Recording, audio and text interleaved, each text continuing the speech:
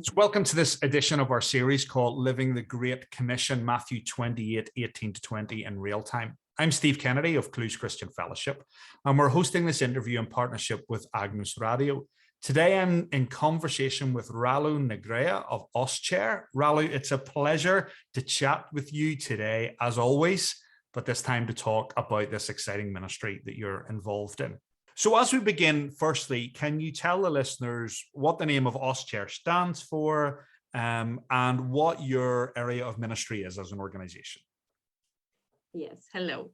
OSCER stands for Romanian Organization of Evangelical Christian Students, and it's the Romanian national movement of IFES, International Fellowship of Evangelical Students, and it currently works with students and graduates all over this country. That's great.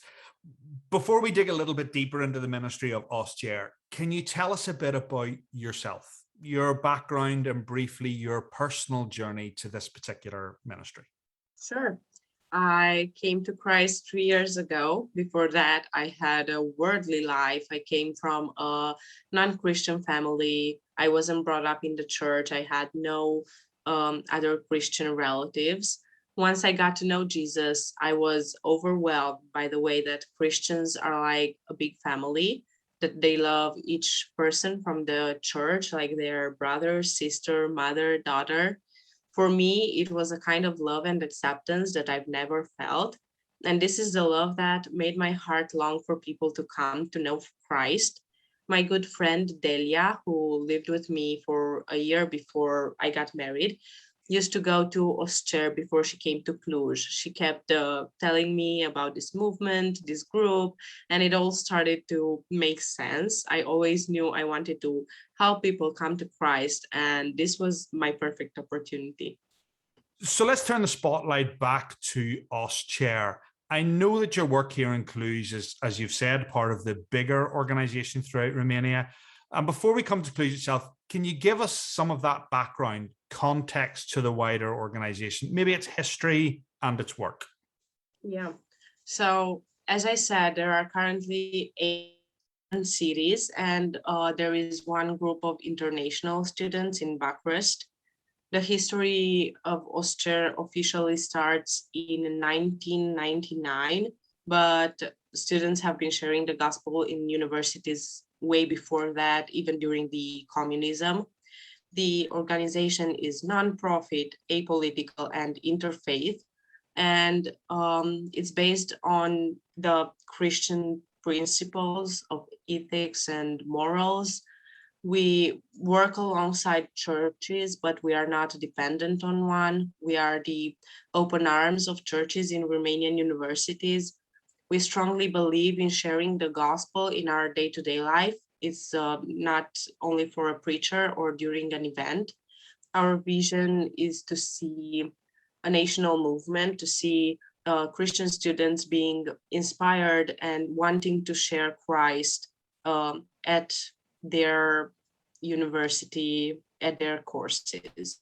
Coming closer to home then, the work in Cluj is, if I remember from our conversations rightly, on one hand, a relatively new ministry, and yet in another way is a reimagining of a ministry that's run previously. Can you tell us about your work, where it came from, what it looks like today here in Cluj? Yes, the group in Cluj actually started about 20 something years ago. Wow. But it slowly died down about, let's say, 20 years ago, because it started becoming only a Christian group. It didn't have any non-Christian people anymore. But our baby group started during the pandemic in spring 2021 with 4 girls, me, Delia, Anna, and Alexandra. Me and Delia talked about our heart for this ministry, and we started sharing with other Christian students and invited them to join us on a Zoom call to tell them more about this group and this ministry. Out of all of the people that came to that Zoom call, Anna and Alexandra were the only one that sticked. they felt strongly about OSCER's vision and they wanted to get involved. All four of us went through a semester of meeting online and going through a study called The Five Thresholds that is meant to help you understand the steps of sharing the gospel. Sure. In autumn, when the new year started, we really wanted to start a bigger group, to meet in person, to reach more students, more universities. So we had a great event, a huge event with more than 100 people, where we invited Lucian Bălănescu to speak. We shared about our group and what we wanted to do in Cluj.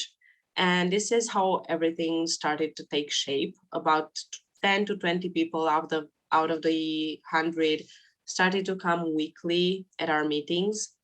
Right now, in the second semester of the year, we are having a bit of a step back. Not as many people are coming because there are so many other groups, but we are sure that this too is a part of God's plan. It's one of those unusual contexts, isn't it? I think as we've come out of different sets of restrictions and churches maybe stepped back from things and now are restarting, I think people are finding different places to be involved in different organizations and finding where they're going to connect again. Yeah. Yeah. I just referred there to COVID and the last 2 years of global pandemic, which has pressed many changes on us. And many churches and Christian organizations found they had to reinvent themselves or reimagine new ways of doing ministry and reaching people. And yet, from what you've told us, OSCER in Cluj actually began its life during the pandemic, something new. So what inspired you to press ahead with this something new when many organizations were in fact closing down areas of ministry? And what do you think were some of the challenges, maybe some of the opportunities that you faced that you might not have faced if COVID hadn't happened? Well, it was actually easier for us to start during the pandemic because we didn't really have the logistics and the ideas that we needed in order to start a group in person. We didn't know how to do a meeting. We didn't know how to coordinate it. So it was easier for us to just do it on Zoom. Mm-hmm. It was actually a benefit that we started with friendly faces. We've known Alexandra and Anna from church, and we got to know each other better, to have a really great relationship, a really strong one with them. Mm-hmm. And so now when we are meeting in person, it's so much easier because we had that semester, and now we know each other's strengths and weaknesses, and we know what each of us is best at in the coordinating group. We faced challenges in our group because this means that it's the Lord's work and Satan doesn't just stay and look at it. Mm-hmm. At first, people were so sick of Zoom and with all the online school. And that is why only 2 people stayed with us and sticked. And then when we did meet in person, we had no idea how to organize ourselves. We had so many moments when we were just a day before a meeting and we had no idea where we would meet. Mm-hmm. And I'm not sharing all of this in order to, discourage anybody that wants to start a ministry, but I want to tell people that God has taken care of every single little thing. Yeah. And He has been with us through these challenges.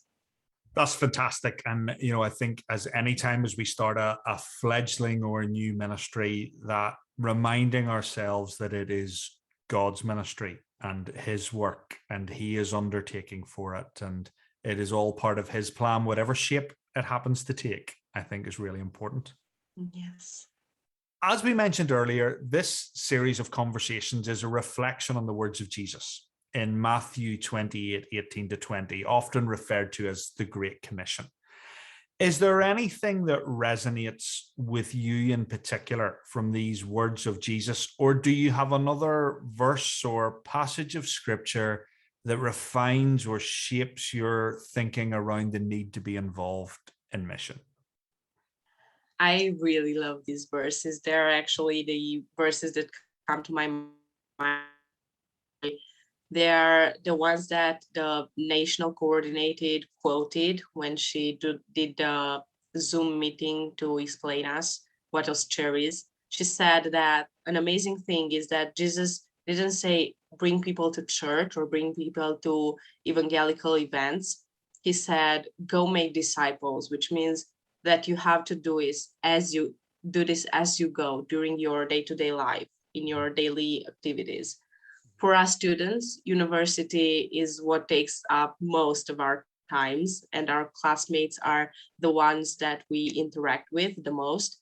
So they're the first ones that should come to our minds when we think about talking about Jesus. Also, in these verses, Jesus speaks to all of us. He doesn't just speak to the disciples that were his friends. He doesn't speak to preachers or people that have a lot of biblical knowledge. He speaks to all of us. He doesn't say, you have to wait a certain amount of years in order to do this, or you have to know these many verses in order to do this. He just calls all of us to do this right now.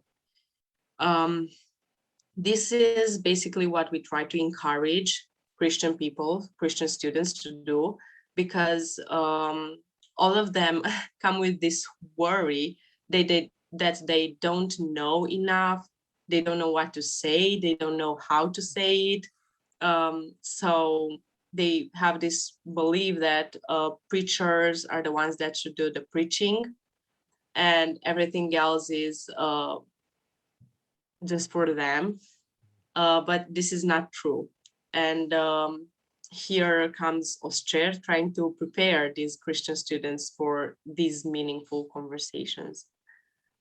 So what does student mission at its best look like? What advice can you give to individuals or congregations who want to grow their involvement in mission to this part of our community here in Cluj, but maybe aren't quite sure how to do that? I believe that an ideal student mission would be a group of Christian students that have a heart for their friends that don't know Jesus yet, a group of people that love God so much that they cannot stand to stay beside somebody and not talk about Jesus with them. It's a group of people that understands error and understands a lack of ability and lack of opportunity, but still want with every fiber of their being to do this every day.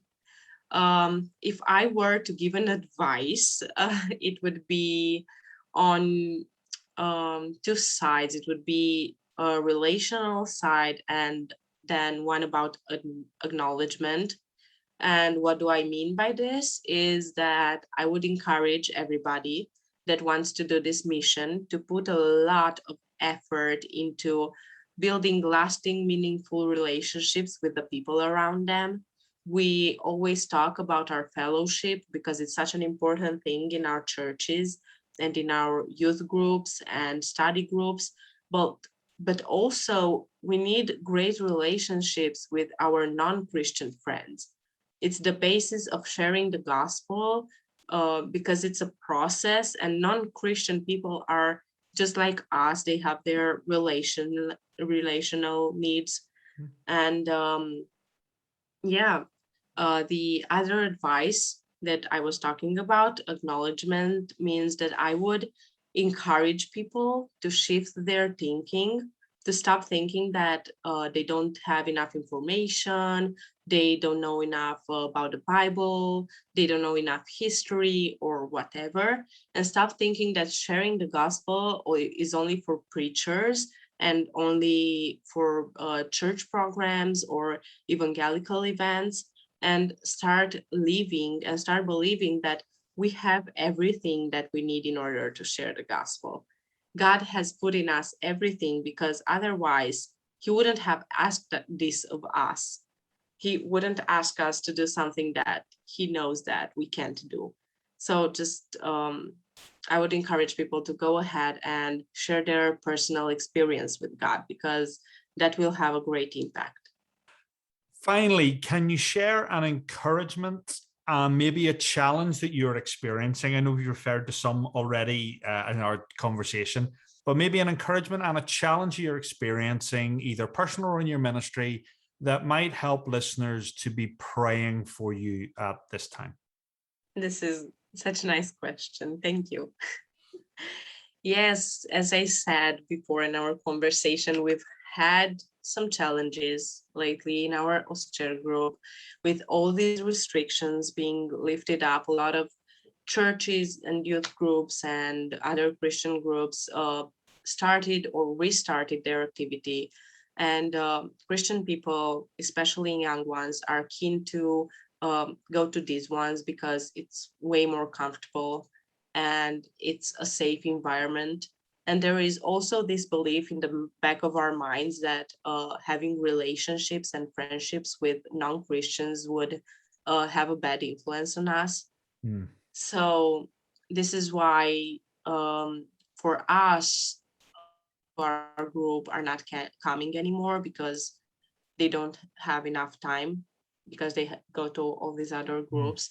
So this would be a prayer request. We are not saying that these groups are bad ones, but they are only for Christians. And we need to think wider than that. We need to think about our friends.